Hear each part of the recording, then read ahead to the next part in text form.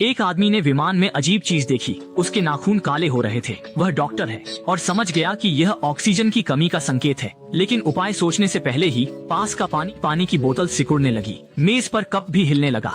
Jessica ने तुरंत संकट को समझा और चिल्लाई कि सभी अपनी सीटों पर लौटे, लेकिन तब तक बहुत देर हो चुकी थी। तेज हवा ने विमान को झकझोर दिया। बिना सीट बेल्ट के यात्री गिरने लगे, सामान गिरने लगा। इस हादसे ने सभी को घबराहट में डाल दिया। वे केवल सीटों को पकड़ सकते थे, उम्मीद करते हुए कि सब कुछ ठीक रहेगा। मेई ने देखा कि केबिन का दबाव सीमा पर पहुंच गया है। पायलट ने ऑक्सीजन मास्क पहन लिया। सभी ने मास्क पहन ली, लेकिन सभी को यह नहीं पता था एक यात्री शौचालय में था।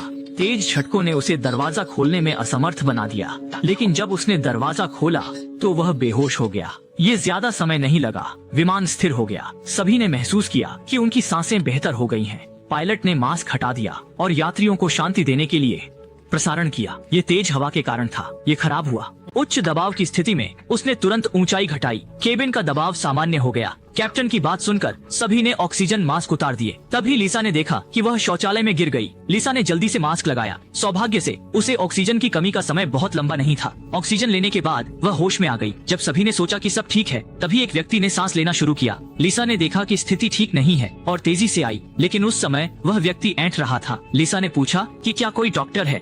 फिर उसने आपातकालीन किट लेकर उस व्यक्ति के पास गई। हालांकि उस समय की स्थिति बहुत गंभीर थी। अचानक उस व्यक्ति ने हाथ मुंह में डाल दिए और अगले ही पल खून बहने लगा। तब डॉक्टर दाशान मदद के लिए आया और निक भी वहां आया। हालांकि उस समय वह व्यक्ति फिर से ऐंठन में था, जैसे कि वह मृतक हो। उसे नियंत्रित करना मुश्किल था। थोड़ी देर बाद वह बेहोश हो गया। सभी ने मिलकर उसे उठाया। निक ने तुरंत मदद की। निक ने तुरंत आपातकालीन उपाय शुरू किए। दाशान ने मैन्युअल श्वसन किया। दुर्भाग्य से वह व्यक्ति बेहोश हो गया था। निक और दाशान कुछ नहीं कर सके। लिसा ने कैप्टन को बताया। इसके बाद पश्चिमी कपड़े पहने आदमी की मौत का कारण नहीं पता। चालक दल ने घबराहट से बचने के लिए यात्रियों को स्थानांतरित किया।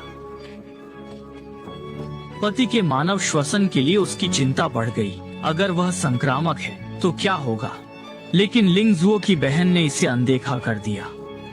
लंबे बालों वाली महिला ने अनजाने में पश्चिमी कपड़े पहने आदमी के हाथ पर सोने की घड़ी देखी। लालची होकर उसने बुरी सोच शुरू कर दी। चालक दल ने शव को दूसरे स्तर पर ले जाकर उसे सुरक्षित किया। सुरक्षा बेल्ट के माध्यम से शव को सीट पर सुरक्षित किया गया। चारों ओर का वातावरण डरावना था। महिलाएं तुरंत चली गईं। सभी ने सोचा कि यह मामला खत्म हो गया, लेकिन आगे जो हुआ वह और भी अजीब था। जब उसने सोचा कि पति ने पश्चिमी कपड़े पहने आदमी के लिए मानव श्वसन किया तो उसे बहुत गुस्सा आया। वह अपनी शादी की तस्वीर देख रही थी। तभी कंप्यूटर की स्क्रीन काली हो गई और एक अजीब काली छाया दिखाई दी। उसने अचानक मुड़कर देखा। वह दूसरे स्तर के यात्री कक्ष में चुपके से गई। चारों ओर अंधेरा था, लेकिन लालची होने के नाते उसने डर नहीं महसूस किया। उसने घृणा को सहन करते हुए घड़ी गिरा दी। वह केवल यही नहीं कर रहा था, वह अपने फोन से वीडियो बना रहा था, अपने सामान का प्रदर्शन कर रहा था। लेकिन उसे यह नहीं पता था कि शव का सिर धीरे धीरे घूम रहा था।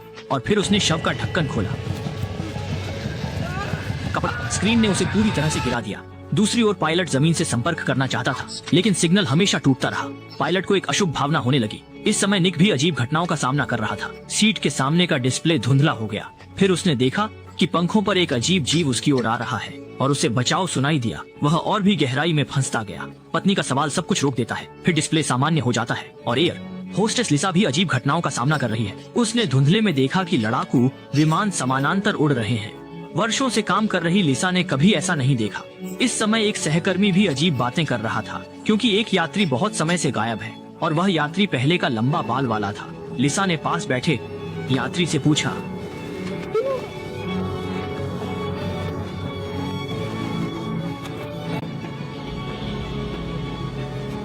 ऊपर की ओर?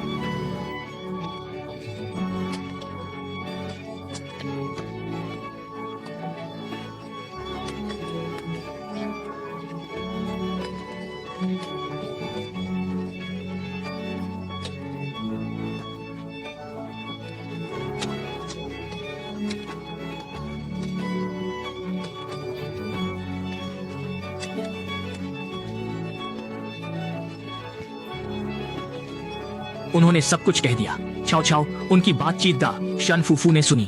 ये अजीब घटनाएं शीजुआंग नान की मौत के बाद हुई। नीके का मानना है कि दोनों के बीच संबंध है। दाशन उसकी पत्नी को भी अनुभव है, क्योंकि उसने अजीब छायाएं देखी हैं। सब कुछ जानने के लिए शीजुआंग नान की पहचान जानना जरूरी है। 4 लोग मिलकर पहले कदम के रूप में शी जुआंग नान की चीजों की जांच करें, इसलिए उन्होंने चुपचाप उसका सामान उठाने की योजना बनाई। उन्हें लगा कि कोई नहीं देखेगा, लेकिन दूर से ग्वाई मेई ने सब कुछ देख लिया। उन्होंने कई कांच की बोतलें निकाली जिनमें बाल थे और नाम लिखे थे। एक बोतल में कैंसरकारी रसायन था। ये चीजें अजीब थीं, लेकिन कुछ नहीं किया जा सका। जब सभी लोग असमंजस में थे, तब अजीब लड़की एक अजीब बक्सा लेकर आई। उसने देखा कि एक सूटेड आदमी ने बक्सा सीट के नीचे रखा था। वह उस पर बहुत प्यार से देख रहा था। लड़की ने अनुमान लगाया कि बक्से में कोई रहस्य छिपा है। जैसे ही सभी लोग ताला खोलने के लिए तैयार हुए, कोंजी लिसा आई और उन्हें रोक दिया। लोग निराश होकर चले गए। जाते समय निक ने बक्सा उठाया ताकि अजीब स्रोत को हल किया जा सके। उसने बक्सा खोलने की कोशिश की।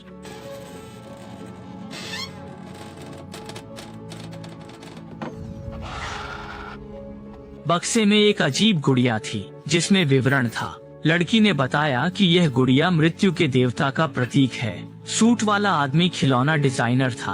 उसने विमान में खोजा, लेकिन कुछ नहीं मिला। तभी उसे याद आया कि सामान रखने का स्थान है। सामान के कार्गो में सोच विचार करने के बाद लिसा ने अकेले नीचे जाने का फैसला किया, जबकि सहकर्मी शियाओ मेई ने दरवाजे पर रुकने का जिम्मा लिया। जब वह उठी तो देखा कि एक सूटधारी आदमी का सामान उसके सामने गिरा हुआ है। जिज्ञासु होकर उसने अंदर देखने का निर्णय लिया।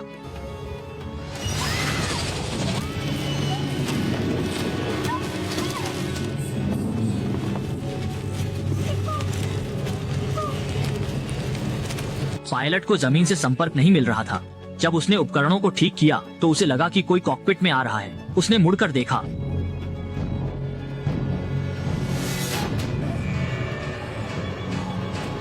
शियाओ मेई ने देखा कि नीचे धुंध है।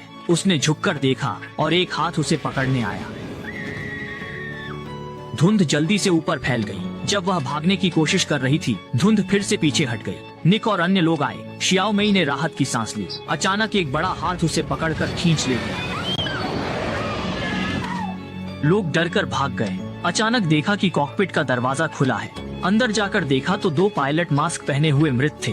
घबराए लोग अन्य यात्रियों से मदद मांगने लगे। भागते समय निक किसी चीज से गिर गया। ध्यान से देखा तो वही लड़की थी जो पहले बाथरूम में बेहोश हुई थी। अब वह बाथरूम में मर चुकी थी। केबिन का दृश्य और भी भयानक था। लोग बैठे थे, ऐसा लग रहा था कि वे पहले से ही मर चुके थे। उन्हें विश्वास नहीं हो रहा था कि वे पहले ही मारे जा चुके थे। पायलट ने समय पर ऊंचाई नहीं घटाई। सभी लोग ऑक्सीजन की कमी से मर गए। इसलिए यह स्थिति निक और अन्य लोगों के कारण है जो अपने मृत होने का सामना नहीं करना चाहते। वे प्रतिरोध कर रहे हैं, इसलिए मृत्यु ने यह तरीका चुना। इस समय केबिन का डिस्प्ले सामान्य हो गया। समाचार में इस दुर्घटना की रिपोर्ट हो रही थी। विमान टोक्यो जा रहा था और ऊंचाई की अशांति का सामना कर रहा था। एक सील पैड भी क्षतिग्रस्त हो गया। ऑक्सीजन उपकरण में खराबी आ गई। कुछ मिनटों के लिए ऑक्सीजन की आपूर्ति हुई। लोग जल्दी ही मर गए। युद्धक विमान की स्थिति की जांच। लिसा को खिड़की से विमान देखने का कारण। विमान के दृष्टिकोण से यात्री के अंदर कोई जीवन का निशान नहीं था और उड़ान का ईंधन खत्म होने वाला था। महासागर में गिरने की खबरें सुनकर निराशा में सबने संघर्ष छोड़ दिया। गले लगाते हुए वे अंधकार में खो गए।